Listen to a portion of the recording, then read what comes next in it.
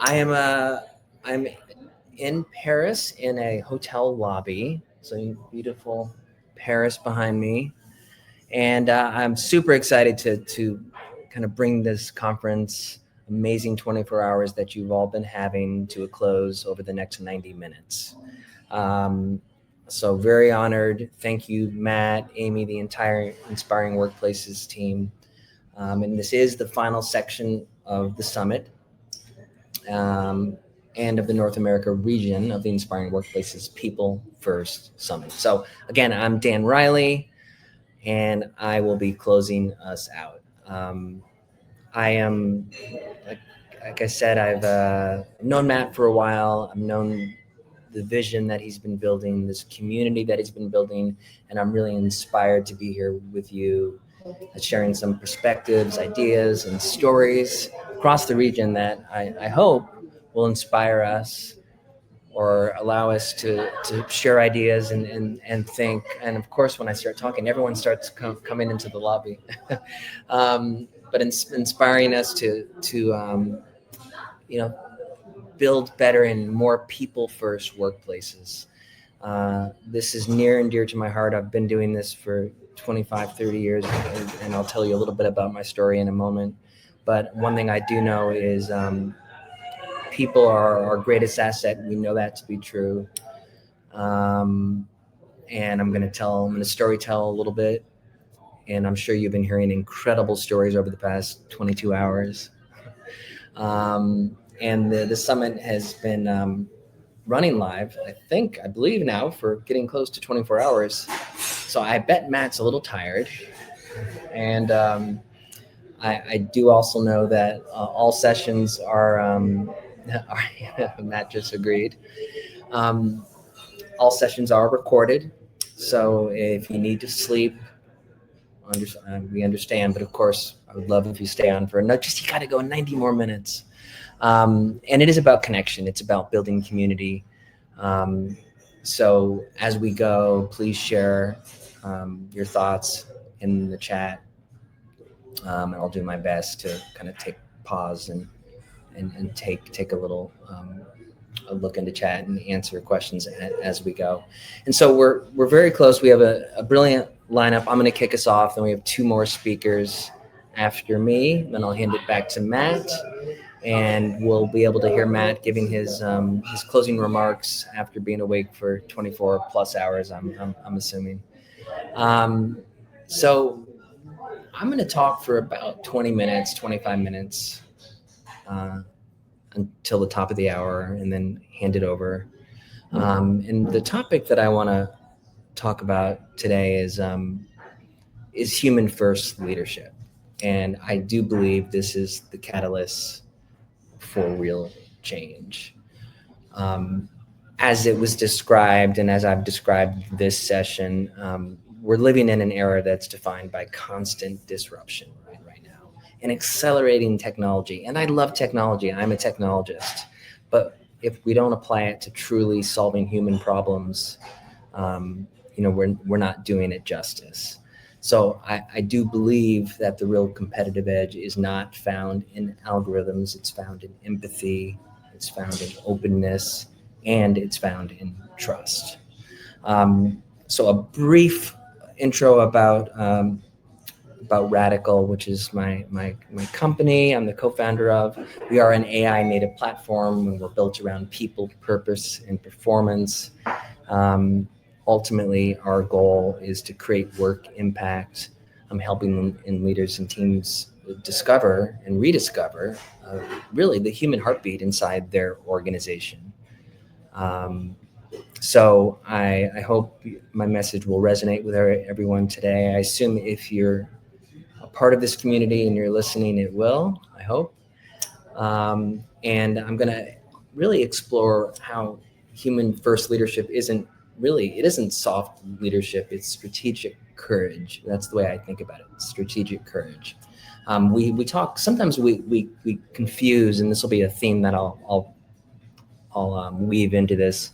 We confuse the idea of people first, human first, as being soft or not courageous. In fact, it's very tough. And it doesn't mean, and I'll talk about this too, it doesn't mean we don't have debates and we don't have hard conversations. In fact, not having a tough conversation and an honest conversation with somebody isn't being human. So I want to really remind everybody that the best part about being human is the fact that we get to have disagreements and we get to come together and we get to lean in and find common ground. So this actually builds trust, and this allows us to feel safe and feel seen.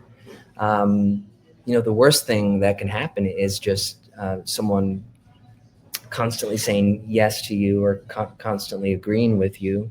Right? That doesn't actually create safety. That just creates an awkward relationship. So, in life, in friendships, in relationships, and in the workplace. So empathy is not a side skill. It is the catalyst for trust, creativity, and change. So I'll kick off into my formal presentation here. After I'm finished, I'm going to hand it over to Jordan Applegate, and after Jordan, we will end with Jacob Sarason. Sarason, I hope I'm pronouncing Jacob your last name. So when I introduce you, you can confirm that. So I want everyone to do me a quick favor, and don't worry, I love yoga, and in fact I do practice yoga, so this is not meant to be too woo-ish, but it's been 22 hours. Well, I'm sure you all haven't been on for 22 hours, but I'm sure you've been tuning in, hopefully on and off throughout the day. And this is for Matt, for you too. Everyone take a deep breath and just take a deep breath and think about someone who you truly care about, something important to you, or something that makes you smile, wherever you are in the world. Whether you're sitting at your desk, in your kitchen, maybe you're walking, listening to this in your headphones. Let's just pause and breathe together. So I definitely know I need to do that. I've been traveling for 2 weeks straight, so that's important. And that's where it starts, right? It starts in those brief moments when we can just pause, reflect, and we can all do this together. So it's an opportunity to do this together. And this ultimately allows us to start with awareness and presence. And the purpose of this is remembering that behind every metric, and I hate to use the word KPIs, but we use them in business. Every email, every strategy session, right, behind all of this, there is a heartbeat. Right? There's you. There's each one of you. And that's why I wanted you to take a moment and reflect and just think about something that makes you happy. Because without the human heartbeat and everything that we do, there is nothing that we do.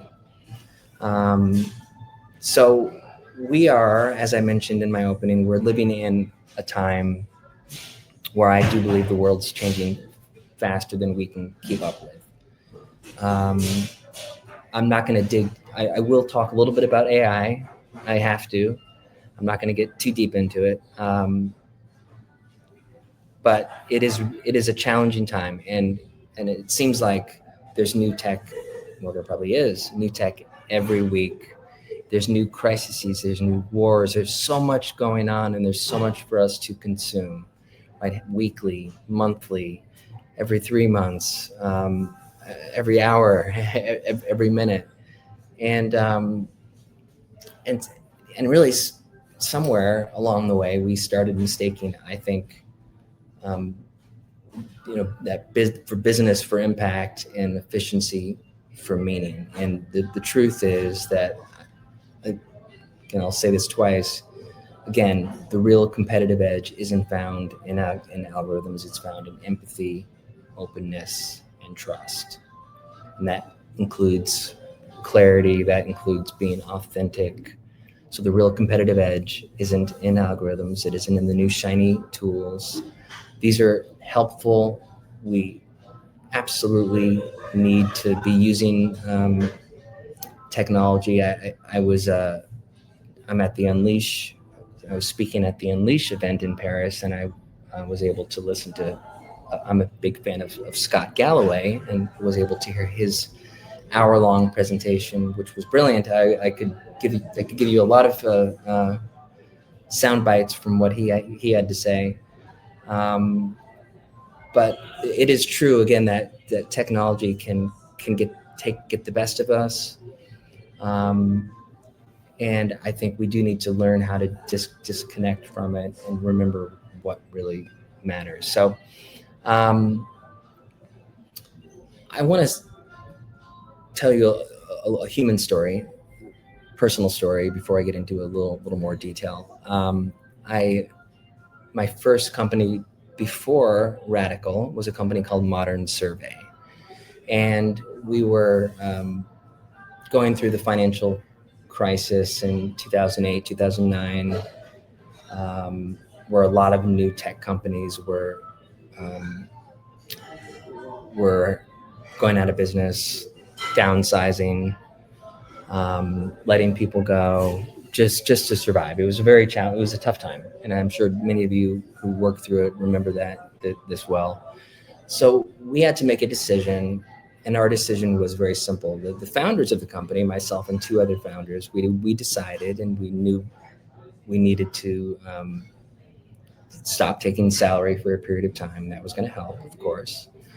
We had to cut a few things like Mountain Dew and stuff at any tech company. And I kid about Mountain Dew, of course, but we did have Mountain Dew and Cheez-Its and Goldfish. We did everything we could. And still that wasn't probably going to be enough. But what happened was our people started to, and we didn't advertise that we were doing this. We were just working behind the scenes to try to keep everybody on board. And our employees started to learn what we were doing. And our employees, I literally kid you all not, that many of our employees came into our offices. I must have had 6 or 7 of my team. We were about a team of 35, 40 people at the time. Came into my office and said, I want to take a salary cut so we can get through this. And everybody, almost everybody came in and asked if they could take a salary cut. And it's not because they were doing it for us. They were doing it because they knew they were a part of something bigger than themselves. They knew that they would be stronger with the team intact once we got through those tough times. So again, it wasn't to help us, it was actually to help them and their team, and which was our team, our collective team. And I always, I think through that, and it's an emotional reaction I get, because I wouldn't be here talking to you right now if that had not happened. I mean, who walks into your office and says, I would like a salary cut, please? So long story short, we made it through. And once the economy started coming back and we started growing, we obviously were able to pay everybody back. And then we started growing by about 30%. And we had a very successful exit, and we would never have survived if not for our people. And if I ever need to be reminded around the importance of human-centered leadership, that changed my life. And so when I talk to any leader, any entrepreneur, that's all I needed to know, is that our people believed in what we believed, right? They believed in our vision and our mission. They loved the people they worked with, and they again knew that we would be stronger on the back end. And they didn't want anybody to go, and they cared enough about each other. So that story is all I needed to keep doing what I do, and why I keep doing what I do, and probably why I have even another startup in me in my 60s. So again, the summary of that is, it is all about the people and connection.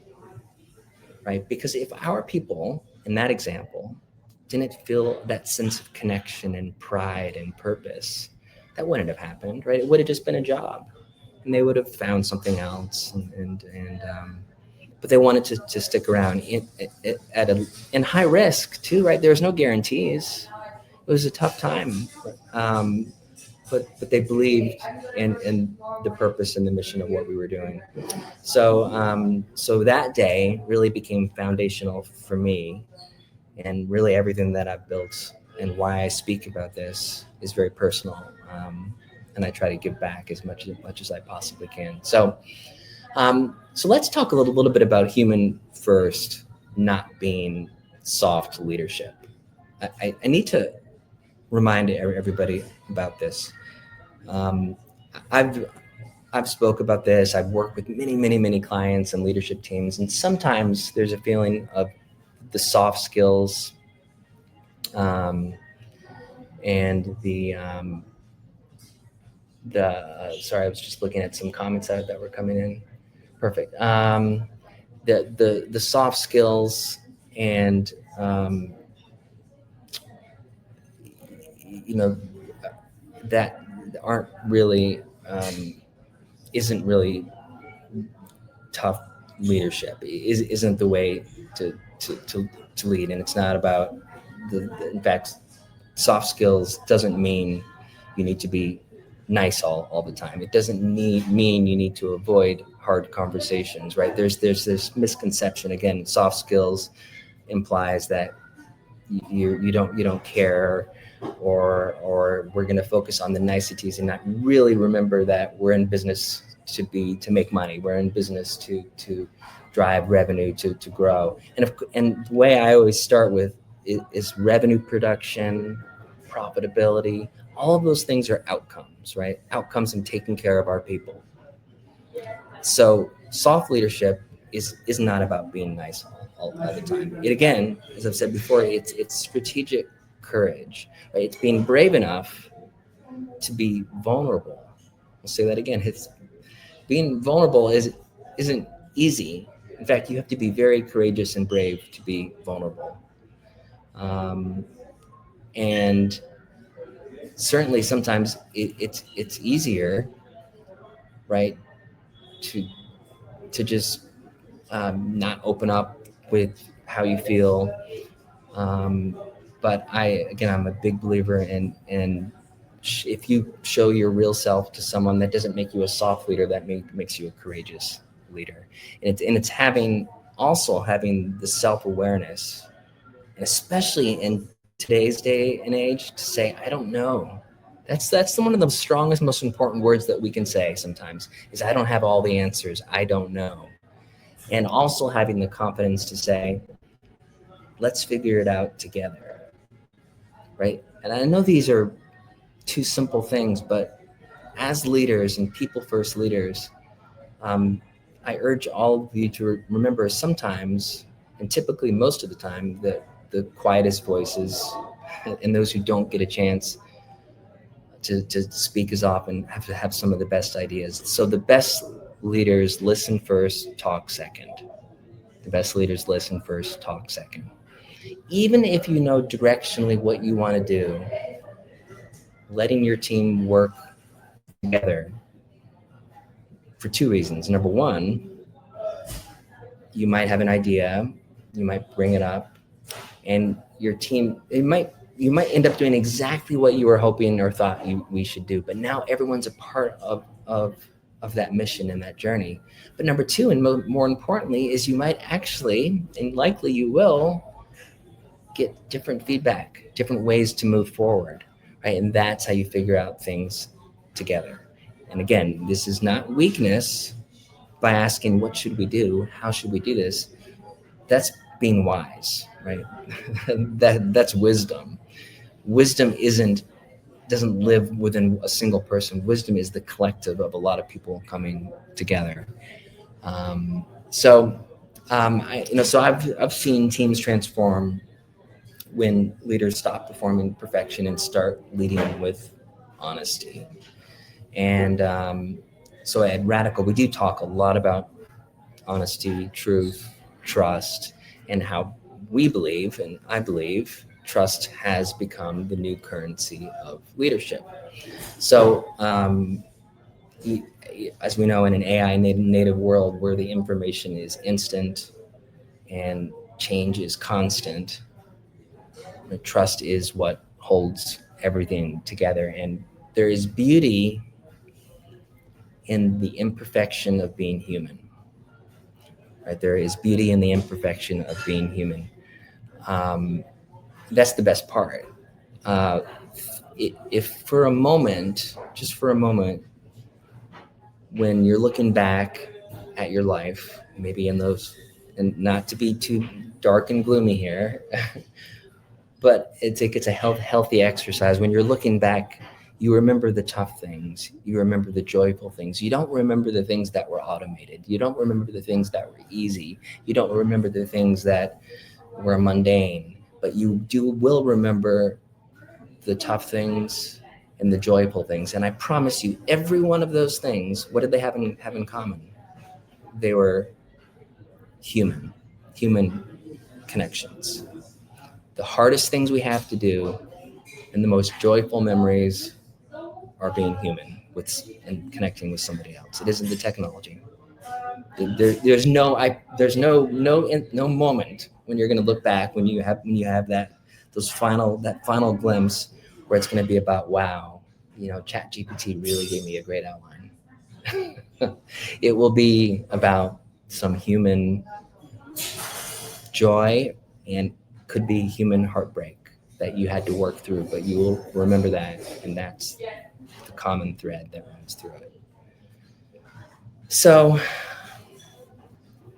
you can automate processes, and we should. There's a lot of things that we can leverage technology for, but you can't automate belief, right? And belief comes from, again, building trust, and the best leaders know how to inspire that type of belief. And again, I hope my story earlier helped resonate that, because that does come from a very personal place for me. So I want to give one more quick story. So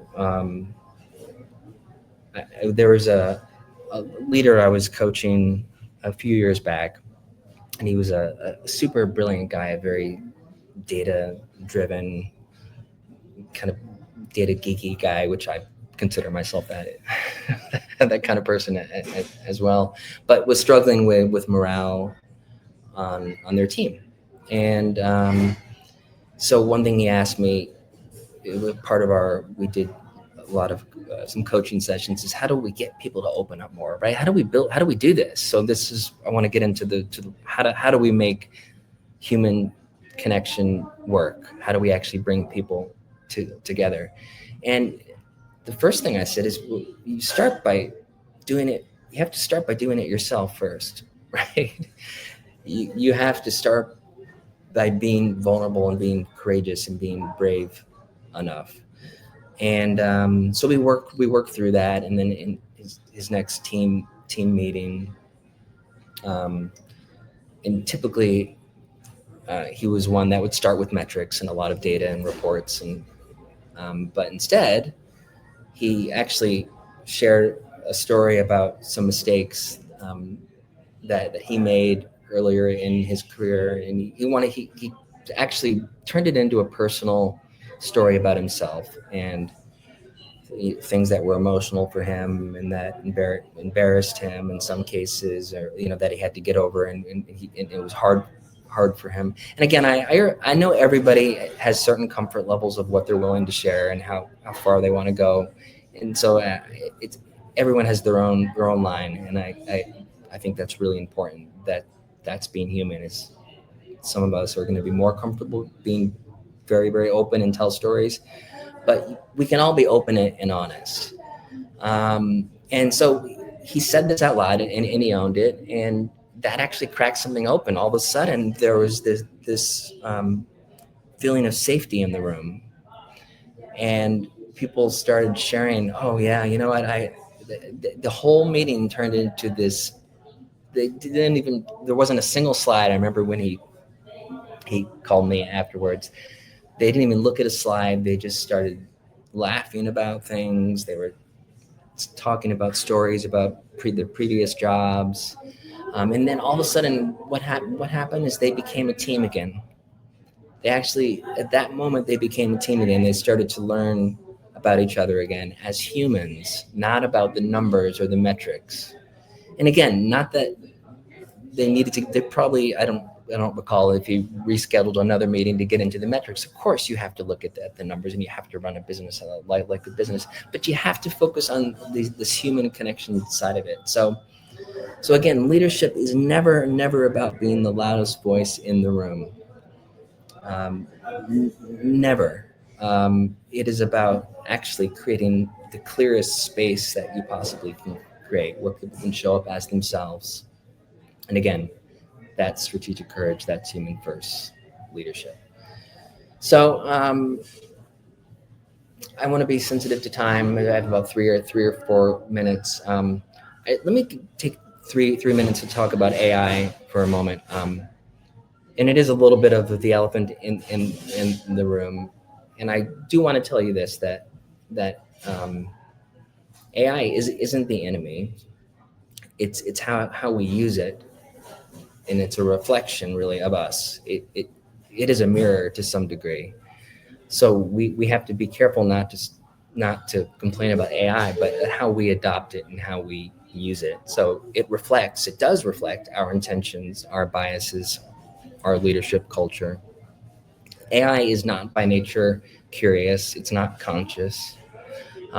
So if we lead, though, with fear and control, AI will amplify that, right? So AI will amplify stylistically how we show up. If we lead with hope and capacity, hope and courage, AI amplifies that. So will AI replace leaders? That's not the question we should be asking. The question is, what kind of leaders will we become in an AI native world, right? So human first leadership doesn't reject technology. I'm going to say that again. Human first leadership doesn't reject it. It actually redefines its purpose. It suggests let's let AI handle the repetitive nature of some tasks so humans can handle the remarkable things that we are capable of. So, and there are things that only humans can do. And when I talk about being curious and being conscious and coming up with new ideas and new approaches that we never even thought of, that's what humans are best at.